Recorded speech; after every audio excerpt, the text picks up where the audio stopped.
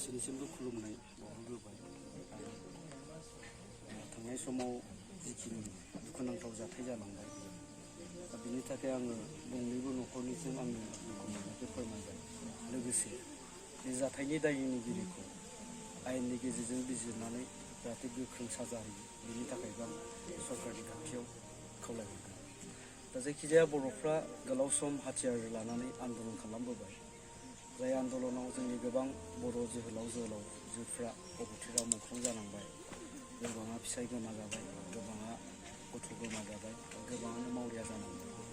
बिदि गोलाव सम आन्दलन खालामनायनि उनावहाय थांनाय 2020 मायथाइनि 27 जानुवारियाव थामथि खेबनि थाखाय मोनसे एकर्ड खालामबाय, जायखौ जोङो बड' पिस एकर्ड होननानै बुंनाय जादों। दा खोथाया जाहैबाय मा, नैबे एकर्डनि गेजेरजों जोंनि बिटिआर ओनसोलाव मोनसे गोजोनखौ गायसननो नागिरदों। मानोना बारलांनाय समखौ जों दिनै बयबो बावगारलांनो सानबाय। मोनसे गोजोन थासारिनि गेजेरजों बयबो गावबा गावनि गथ'खौ मोजां लेखा फोरोंनानै गियाननि मानसि खालामनानै समाजाव बा न'खराव मोनसे गावबा गाव गोजोनै थानो हानायनि जि बेबस्था बे खोथाखौ दिनै बयबो सिन्था खालामदों। दा बेखायनो नैबे बड' पिस एकर्ड होननानै बुंनाय जादों। दा खोथाया जाहैबाय मा, जों बेखौ खालि ओरैनो एकर्डनि मुंखौ पिस एकर्ड होबाल'बो जानाय नङा। बेखौ जोङो मोगथाङाव जाफुंहोनो गोनांब्ला एकर्डआव थानाय मोनफ्रोमबो दफाफोरखौ जों फारियै मावफुंनो नांगोन। आरो जों आसा खालामदों बे एकर्डफ्रा लासै लासै मावफुंलांजानो थांगासिनो दं। थारैनो बेफोर मोनफ्रोमबो एकर्डआ मावफुंजाब्लानो जोंनि गेजेराव पिसआ फैगोन, गोजोना फैगोन। बेनि अनगायैबो आं मोनसे खावलायगोन, दिनै जुदि जोङो गोजोन जायाखै होननानै बेखौ प्रुभ खालामनो थाखाय जों गावबा गावनो जुदि असान्थिखौ गायसननो नाजायोब्लाबो बेयाव मालाबाबो गोजोना फैनाय नङा। जों जेसेबांखिनि एकर्ड खालामाथों मानो। दा बेखायनो आं बयबो खावलायगोन जे गोजोना जोंनि आखायावबो दङ। बे गोजोनखौ जों गावबा गावनो गायसनलांनो हायो। आरो जिहेतु एकर्डखौ पिस एकर्ड होननानै बुंदोंब्ला एकर्डआव थानाय मोनफ्रोमबो दफाफोरा मावजानो नांगोन। आरो दिनै बिटिआर सरकारा बिनि थाखायनो भारत सरकार आरो आसाम सरकारजों लोगोसे थाफानानै बेफोर एकर्डफोरखौ मावफुंलांनो थाखाय थाग थियारि जादों। दा ओंखायनो आङो मोनसे खोथाखौ खावलायबावगोन, जालांनाय नैबे जाथायखौ लानानै जाहाथे जों गावजों गाव हाद्रि सारलायलाया, गावजों गाव जों सोंखारिलायबाय थाया। आरो जाय खोथाखौ बुङोब्ला जोंनि गेजेराव गावस्रानाय आरो असान्थिया सोरजिजागोन, जों बयबो बिनिफ्राय जानगाराव थानो नांगौ। दिनै जोंनि जायफ्रा गावबा गावखौ बुद्धिजिबि बा इन्टेलेक्सुयेल होननानै साननानै लादों, बिथांमोनहाबो जाहाथे बिथांमोननि खुगानिफ्राय जोंनि गेजेराव गावस्रानाय असान्थि माबा मोनसे जागोन बायदि बेबायदि बिबुंथिखौ होआ। जोंनि दिनै इन्टेलेक्सुयेलफोरनि, बोसोनगिरिफोरनि जोंनो बोसोन नांगौ समाजाव, जाथियाव। दा बेखायनो आं बयबो खावलायगोन बेफोरबायदि जाथायखौ लानानै जाहाथे जोङो गावजों गाव हाद्रि सारलायनानै फिन गावनि गेजेराव गावस्रानाय लाबोनानै जाहाथे जोंनि गेजेराव असान्थिखौ गायसनफिना, आं बिनि थाखाय खावलायगोन। सार, माखासे मानसिफ्रा मोनसे गोदान आफाद दानायनि बाथ्रा रुजुनो आखायाव लादों। नैबे बिनानाव हेलेना मुसाहारिनि फिसाजो, अनसुलि फिसाजो अनिसा मुसाहारिखौ नैबे सारा जेब्ला फरायनाय सम जागोन ना, अब्ला बे फरायनाय समखौ लानानै क्लास 10सिम एबा 10 थाखोसिम गासै जानाय लोंनाय, गाननाय जोमनायजों लोगोसे गावनि नैबे सारनिहा मोनसे फरायसालि दं जाहैदों। बे फरायसालियाव बिथाङा फरायहोगोन आरोना। बेनिखायनो बिनानाव हेलेना मुसाहारिया मा बुङो बिनि सायावहाय बिथाङा नैबे जे बरगयारी सारा जे बे बाथ्राखौ बुंदों, जे गाव आखायाव लानो नागिरदों, रुजुनो नागिरदों, बे खोथाखौ नों बिनानावा रुजुनानै माने एक्सेप्ट खालामनो हागोन ना हाया, बेखौ नोंथाङा फसंनानै बुंनानै होबानो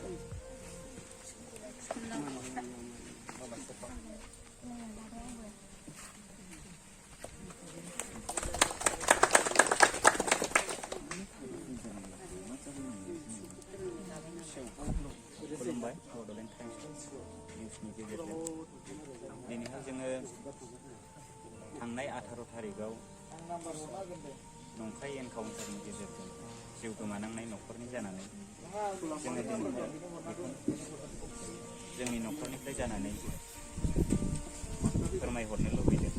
जोंहा गोबाङानो जोंनि सारादुआ माब्ला जाखो बेखौ गोबां सोंहरदों। दा बेनिखायनो जोङो दिनैहाय साफा साफायै बयखौबो खावलायहरनो हाला। दिनै जोङो दुखुथिया न'खरनि जानानै जोंनि सारादुखौ दोनो नैबे मिडियानि गेजेरजोंनो जों फोरमायहरनो लुबैदों। जोंहा फैगौ 28 सेप्तेम्बर 2021 मंगलबार बारायाव जोङो जोंसार मोसाहारिनि बे सोरगोआरि श्राद्धनि क्रियाखौ जों खुंनो थाखाय आखायाव लाबाय। बेनिखायनो जाहाथे जोंनि गासैबो बर' रायजो राजा बिथांमोनहा दिनैहाय जोंसार मोसाहारिनि रुंसारि जानाय बे सोरगोआव बिदाय होनाय बे हाबाफारियाव बाहागो लानो गोसो जानाय आइ आफा रायजो राजा बिथांमोनहा गोसो जानानै फैनो लुबैनायफोरा नुजाफैनो हागोन होननानै जोङो न'खरनि जानानै बेखौनो गुरैयै फोरमायहरनाय जाहैबाय।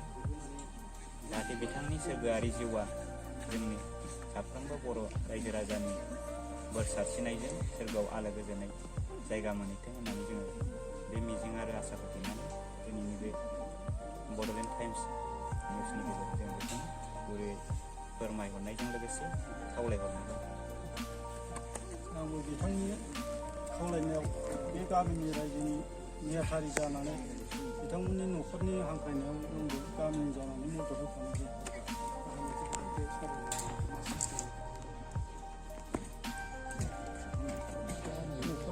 जोङो सारादुखौहाय जोंनि हिन्दु समाजनि नेम बायदि खुंगोन।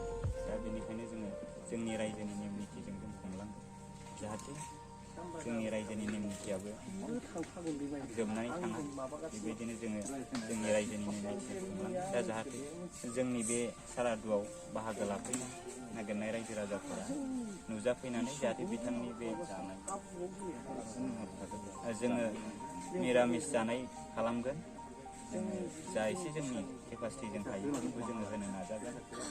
बेयावहाय जाहाथे गोबांनो फैनाय रायजो राजा बिथांमोनहा माबा मोनसे दै मोनलोङा, ओंखाम मोनजाया जालाङोबा जाहाथे हथात माने हास्लाबबायाबा बेयाव दुखु मोनगोन आरो गोसोआव आघात लानानै थांनो सानदों। गावनिनो आंगो बर' फिसा बर' न'खर हिसाबै जोङो सानलायनायनि गेजेरजों जाहाथे बिथांनि जिउमायाल' सान्थि जाथों बेखौ लुबैनानै जों गासैबो बर' रायजो राजा बिथांमोना जायफोरा माने फैनो सानदों आरो फैनो लुबैदों बिथांमोनहा नुजाफैनो हागोन होननानै जों गुरैयै खावलायहरनाय जायो।